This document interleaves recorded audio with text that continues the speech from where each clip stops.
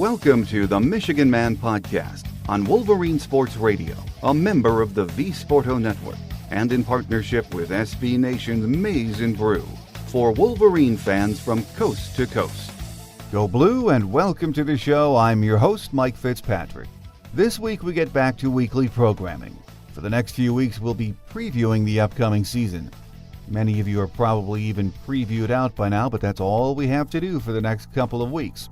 Joining us in just a moment on our Game Day segment will be a first-time guest, new beat writer Austin Meeks from The Athletic Detroit. Before that, a few of my thoughts to get us rolling. Media Days is long over now and practice is underway, finally. As I mentioned at the top of the show, many of you have had enough of the previews and just want to see some action, and I'm right there with you. The first few weeks of fall camp are usually pretty quiet from a media perspective. We'll have more availability and hear more from the players and the coaching staff in the next couple of weeks, though. Our guest today has been covering college football for several years. First in his home state of Kansas, actually covering his alma mater, Kansas State, and for the last 6 years or so as a feature writer covering Oregon athletics out in Eugene. Up next is the new Michigan beat writer from The Athletic Detroit, Austin Meeks, here on The Michigan Man, in partnership with SB Nation's Maize and Brew.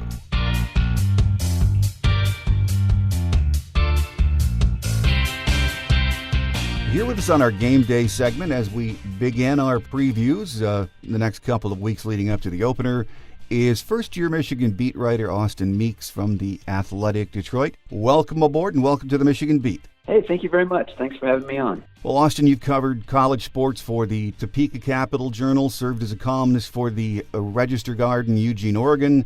Give our listeners an overview of the road that led you to The Athletic and the Michigan Beat. Yeah, well, it's been kind of a winding road. I grew up in a small town in Kansas. I went to school at Kansas State.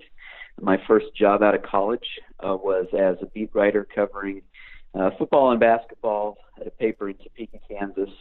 I covered Kansas State. I covered the University of Kansas for a couple years. So I got to cover Bill Snyder. I got to cover Charlie Weiss at Kansas. That was an interesting experience. Left that job and went out to Eugene, Oregon to write about the Ducks as the columnist at the Register Guard. Spent 6 years there, had a wonderful time there. It was a great place for me and my family. Certainly a very interesting program to cover at the University of Oregon, but was ready to do something new, had the opportunity to come out here to Ann Arbor and cover the Wolverines, and just felt like it was the right place and the right time for me. Well, you are brand new to the beat, just got into town in the last couple of weeks, so let's start with this question. Before you accepted the job, if someone asked you what was your take on Michigan football, how would you answer that question? Well, I think if you cover sports and if you cover college football, there are a handful of programs that just have that mystique about them, where you think, boy, that feels like the big time. And Michigan was one of those programs where if somebody had come to me and said, hey, how do you feel about covering Michigan? Now, there's not a lot of places in the country, I think, that you'd rather be as a beat writer. I just think this is a really fascinating place, and in just the short time I've been here, I've had a chance to interact with a lot of Michigan fans, and I know they're restless. I know that there's an expectation here of winning championships, which is what you want. As a beat writer, you want to cover a school that is in the mix for all the big stuff. I think most anybody would say that is, in this job, as you know, you don't root for the team in the same way that a fan would, but certainly, you want to be on the big stage as a writer. You want to cover the big stuff. And I was fortunate when I was in Eugene to cover the college football playoff, the very first year of the playoff, when Oregon played in the Rose Bowl and then went on to the national championship game against Ohio State. It was a great experience. It was one of the memories from my career that will always be special to me. And that's the kind of stuff you want to do in this job. And I just felt like Michigan was one of the programs that would have a chance to do that. I know the fans are ready for it. If it happens this year, I know there's going to be a lot of happy fans in Ann Arbor.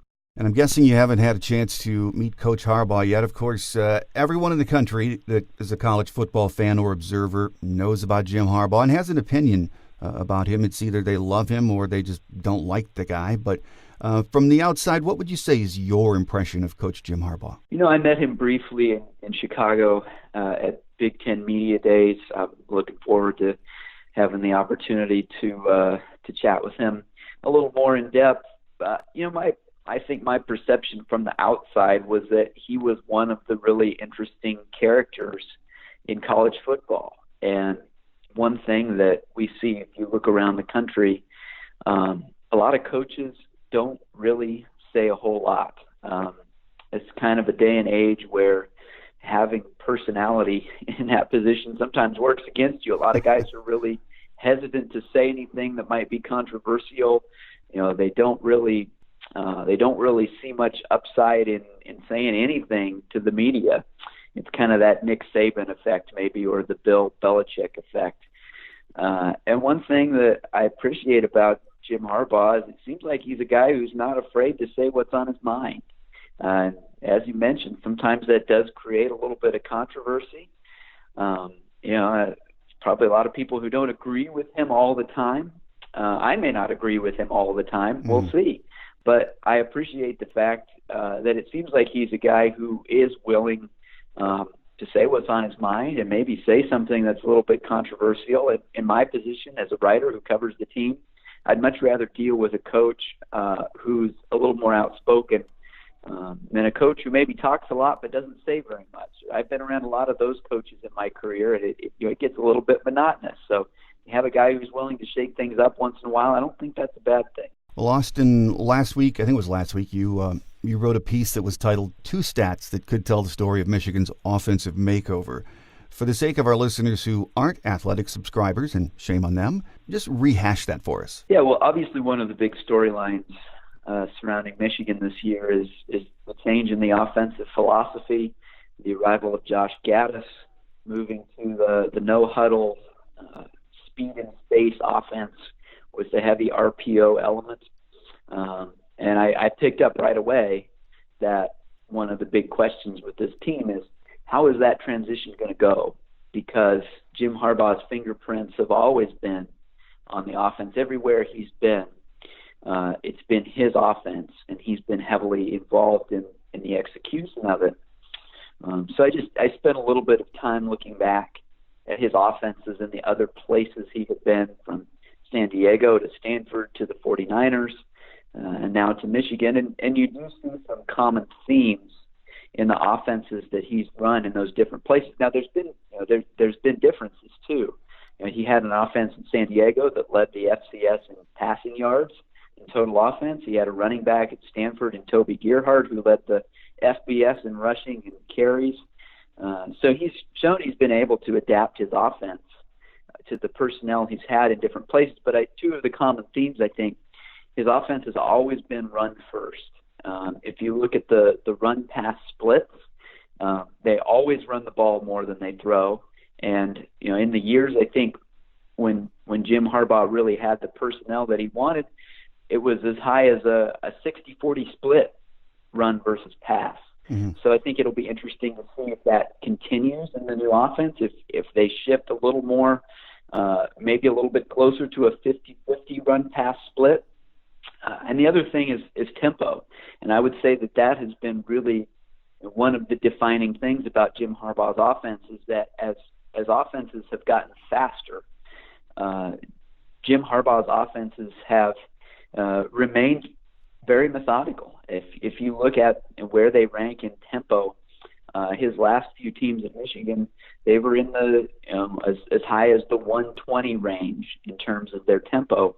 That's going to change, and I'm really interested to see. There's been a lot of discussion about they're going to be up tempo, they're going to be no huddle.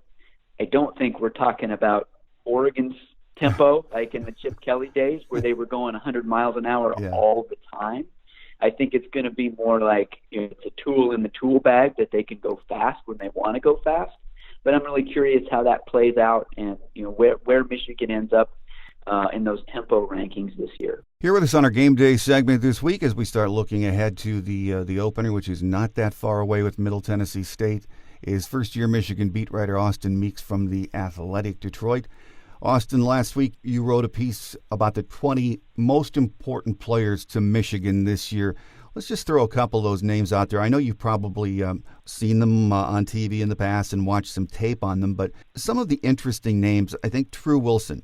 Most of us as Michigan fans watched him last year and thought he's a nice complimentary back, really an incredibly good pass blocker, but you don't see him as a feature kind of a back. But at least right now, it sounds like Jim Harbaugh has him penned in as the number one back, doesn't it? Yeah, that was certainly the impression that you came away with from media days, and obviously all that stuff is subject to change. But I think that running back position is really the position on the offense that is maybe the most intriguing, because you look at that offense, they've got 4 starters back on the offensive line.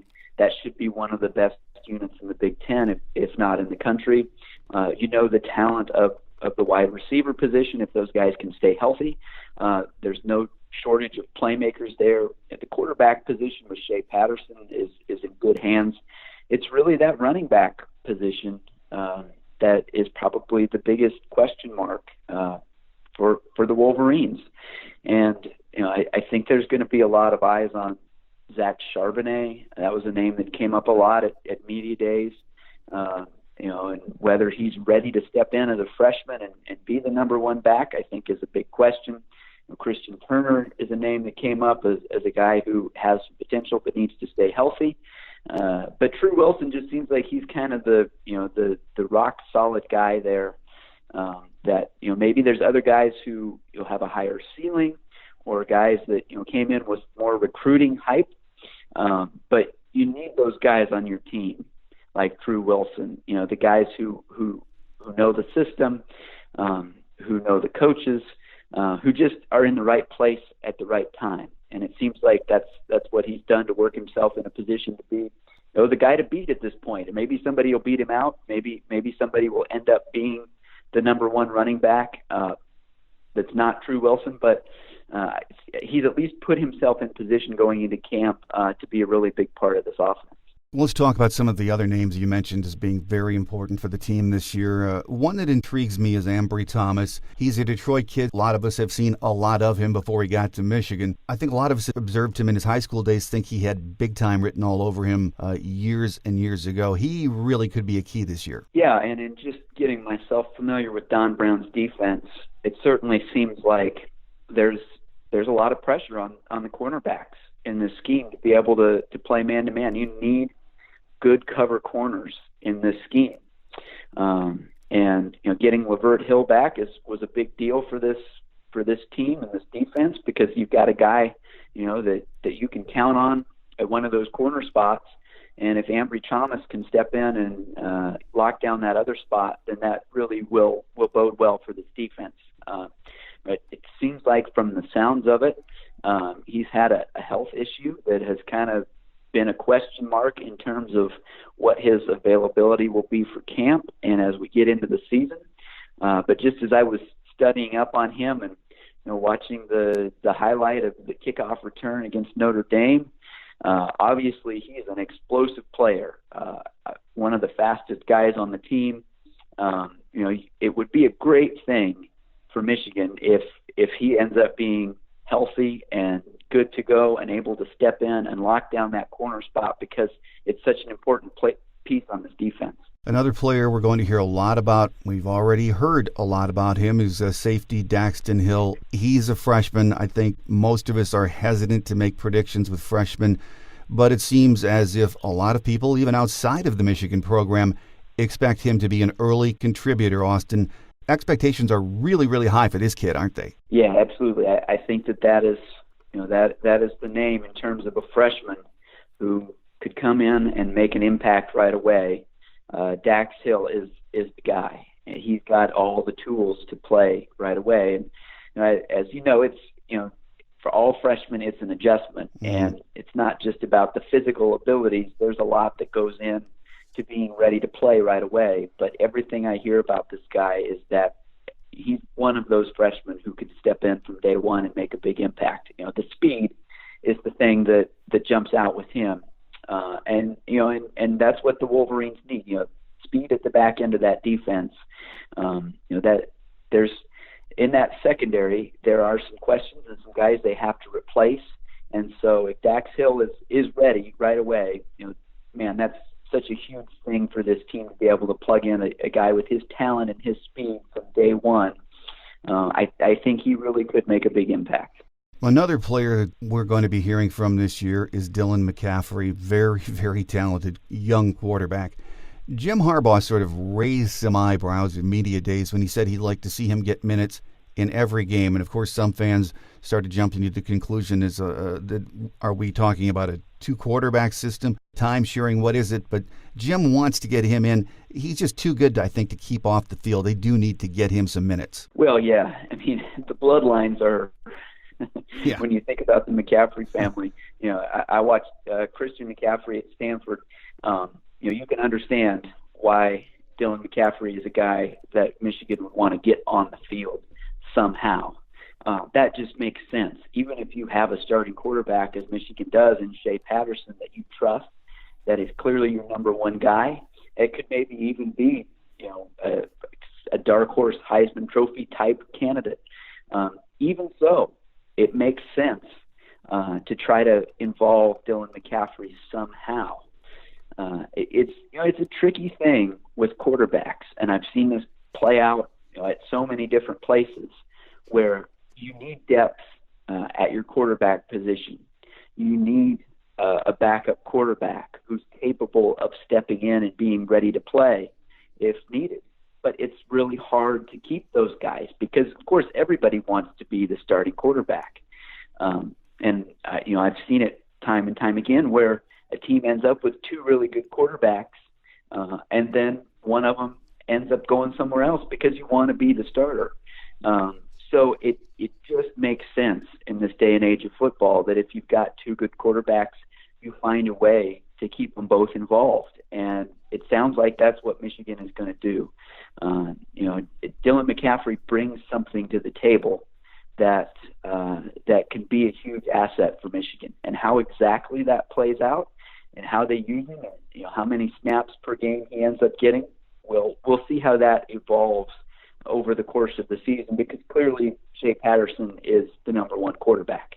But I do think Dylan McCaffrey is a weapon, and I do think that they're smart to try to find a way to use it. Well, let's talk about this receiving core for just a couple of minutes, Austin, which really has not been healthy and intact in the last couple of years. And let's start with Nico Collins, and he seems to me to be a forgotten receiver in this really outstanding group. I know you haven't seen much of him yet, Austin, but you've been around long enough to hear this. The kid has massive potential, and if you've talked to anyone on the staff, they rave about Nico Collins. It really could be a big year for him. It should be. When I was researching that list, the stat that jumped out to me about Nico Collins is he led all returning receivers in the Big Ten in a stat called contested catch rate by a huge margin, which basically means even if he's covered, even if he's got a defender right there, he's coming down with the ball a lot of the time. And at 6'4", if you've got a guy with great hands who could go up and get it, that is a huge weapon in an offense. So clearly, he's got all the potential in the world. And I think all of those guys, when you talk about the arrival of Josh Gaddis and the track record of Josh Gaddis and the receivers that he's coached in different places, I'm not sure there's a position group on the team that stands to benefit more than that receivers group. So, when you look at the talent and the potential that's there, and the opportunity for those guys who have played well, but maybe have the opportunity to take it to another level, certainly Nico Collins is one of the guys that you put in that group. Well, over on the defensive side of the ball, as everyone knows, we lost a lot of talent to the NFL, but Don Brown has a very deep talent pool to choose from. So let's talk about some of the names you hear the coaching staff mention often. The first one is a kid I know they've been a high on for a long time, Dearborn Divine Child sophomore Aiden Hutchinson. He, of course, is a Michigan legacy. the coaches love talking about this kid. His motor just keeps running, and he's getting big. Looked good in limited action last year, but you do hear a lot of talk about him. Yeah, I think another one of the big themes that we'll hear this year with the Wolverines is how do they replace those stars that they lost on defense, guys like Rashawn Gary and Chase Winovich. And I think Aiden Hutchinson is going to be a big part of that. The impression that we got from Media Day and from looking back at what was said in the spring, that he's going to have an opportunity to really step in there at that defensive end spot and be an anchor for this team. And that's what they need. I think that defensive line and that front seven is going to be really interesting. They're not going to have the star power that they had last year. But I think that the coaches feel like they have the depth and they have the options to be able to mix and match a little bit. It's not going to all come from one or two guys. It's going to come from a bunch of guys. And hopefully putting those players in situations where they can succeed. So, it's going to be, I think it's going to be a learning process initially, because they are going to have some guys that are being asked to step into bigger roles than what they've done in the past.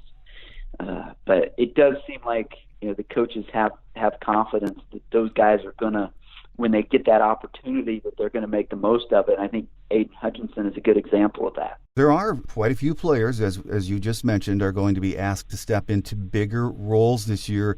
One of them is Josh Uche, who the coaches just love. He's been a great situational player in the last couple of years, but Don Brown has asked the question himself, can he be an every down player? And that's a legitimate question because he's going to be counted on a lot. Yeah, he was one of the really interesting guys when I started just watching some of the games from last year. He's a guy who just jumps off the screen with his ability to rush the quarterback. And he's kind of the prototype. If you look at NFL-type pass rushers, they look a lot like that. And I think the question is, as you mentioned, can he develop this year into being not just a third down situational pass rusher, but a guy who can be on the field all the time, a guy who can drop back in coverage, a guy who can hold his own against the run, and a guy who can get in the backfield and put pressure on the quarterback. Because if he can do all of those things, then the sky's the limit, because he's got all of the physical tools that you want in a guy who plays his position. And another player who has incredible physical tools is Kwity Paye. When you watch him, he jumps off the screen at you too. He had to log a lot of minutes last year because of injuries. Expectations also very high for him, Austin. Yeah, I was reading so Bruce Feldman from The Athletic, who I think is the best college football writer out there. He wrote the state of the program on Michigan last spring, and I've spent a lot of time looking back at that because it was so thorough. And Kwity Paye was the guy that he mentioned as the potential breakout star on this defense. And you hear that from a lot of people, that if there's one guy that the coaches are really excited about, it's Kwity Paye. So I put him pretty high on that list of the most important players because the potential is there for him to take such a huge step forward. I think he had maybe 5.5 tackles for loss last year. I think that's a number that people think could be a lot higher. I think he could end up being a guy who's really disruptive, who's in the backfield a lot, because the development from day one when he got there to now, it sounds like he's a guy who came in really raw, with a really high ceiling, but a lot of work to do to get there.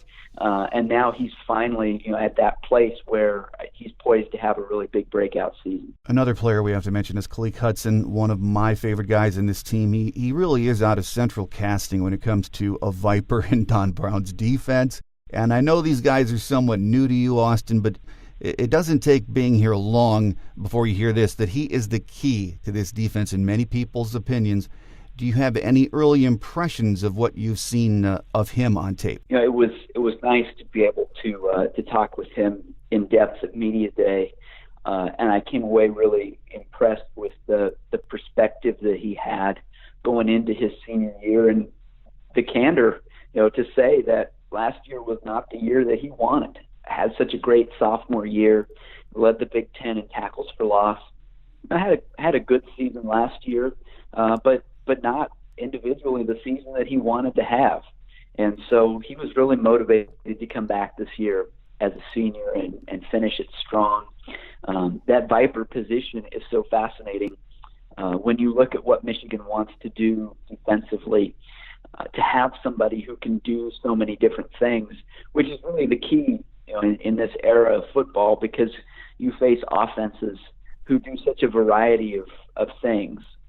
You've got to defend a team like Army that's going to run the triple option and run it 80% of the time. You got to defend teams that want to spread it out and throw it all over.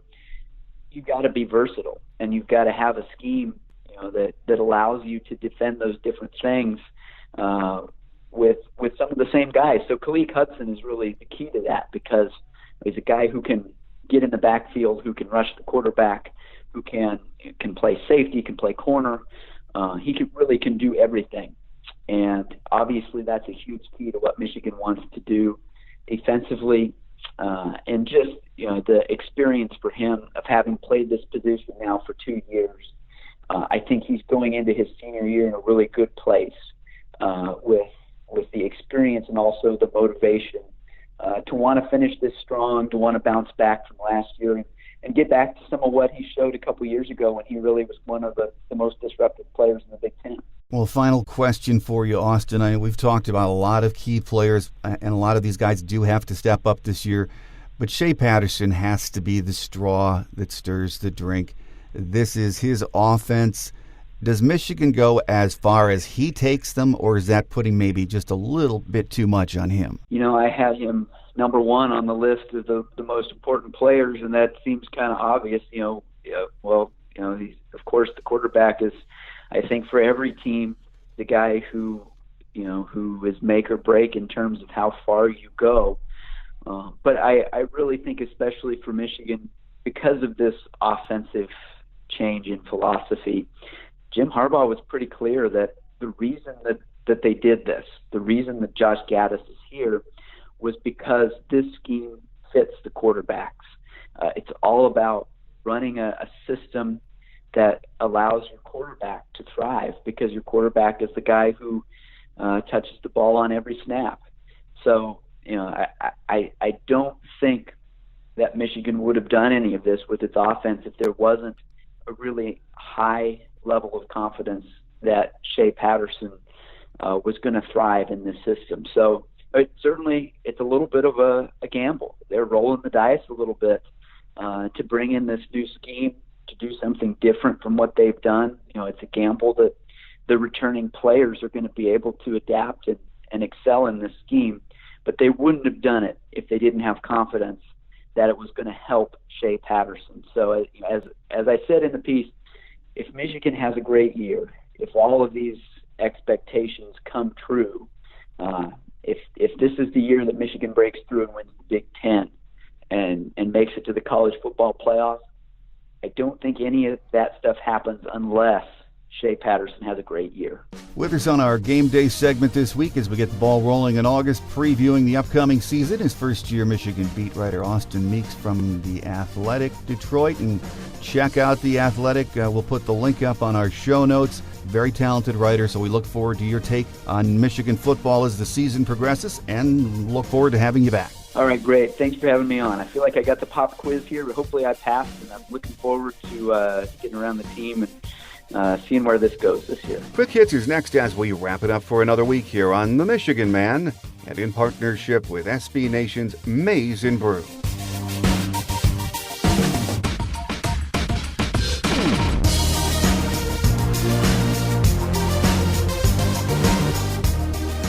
On Quick Hits today, Jim Harbaugh continues to praise his team in the media whenever he gets a chance. This week on the Pardon My Take podcast, he said he feels good about his team and referred to the upcoming season as a bold beginning.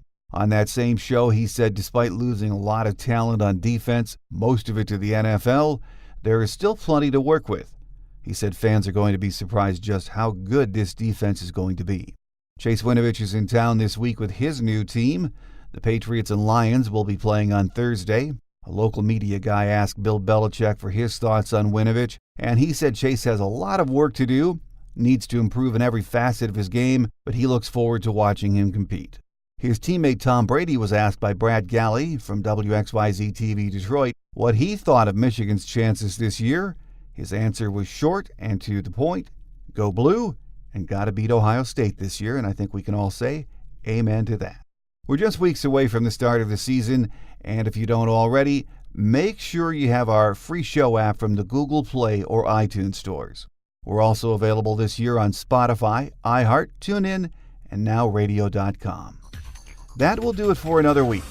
Again, we're back on our weekly schedule now, so don't forget to join us again next week as we continue to preview the upcoming season. Until then, have a great Wolverine week, everyone. I'm your host, Mike Fitzpatrick. Until we meet again, take care, and as always, go blue. Thanks for joining us today on The Michigan Man, here on Wolverine Sports Radio, a member of the V Sporto Network, and in partnership with SB Nation's Maize and Brew. Our listener lines are open 24/7 for your calls at 313-263-4842. That's 313-263-4842. Or email us at themichiganmanpodcast@yahoo.com. That's themichiganmanpodcast@yahoo.com. The Michigan Man Podcast is produced at the studios of Robin Lynn Productions, Allen Park, Michigan, and is not affiliated with the University of Michigan. Go Blue!